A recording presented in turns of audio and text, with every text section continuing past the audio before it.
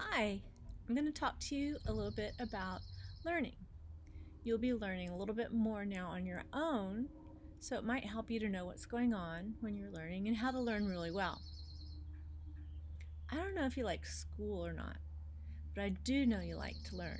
When I was a kid, I liked to learn about animals, spiders and squirrels and birds, the kind of things that I saw around my house all the time.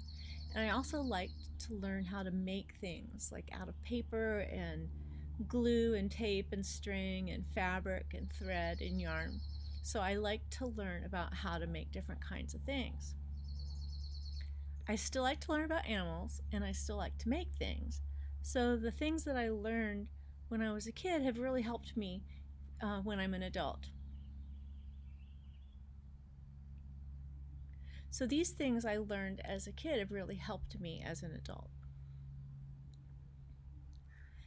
Everyone, when they're born, is curious about the world. There's so much to learn. The first thing I want to tell you about learning is that learning happens all the time. Some people make it sound like learning is just what happens in school, but that's so not true. It happens all the time. When you play a video game, you have to learn how to beat that game. When you help cook food at home, you're learning about cooking, and that's science. And if you use a cookbook, that's reading and math. When you play soccer, you're learning about how much force it takes to kick the ball far and how much force it takes to make just a little short pass, and that's science. When you listen to adults talk about when they were kids, that's history. And when you listen to them talk about what the government is doing to help people during the COVID-19 problems, that's political science. And when you pretend to be someone else, like a superhero or a doctor or an adventurer or a singer or a mom or a dad, that's practicing what it's going to be like to be an adult, and that's really important. Maybe you're making music or making art or putting on shows or writing poetry or letters or stories, and that's really important too.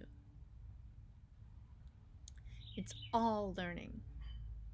So now that you're at home a lot, you can take charge of some of the learning that you do. And if your teacher sends you things to do, that's good stuff too, so do that. But in your extra time, think about the things that you want to learn about and what you want to learn how to do. Maybe make a little list. Maybe tell your grown-ups what you're curious about.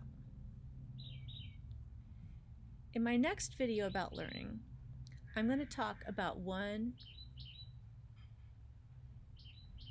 So the thing I want you to remember today is that learning happens all the time, not just in school.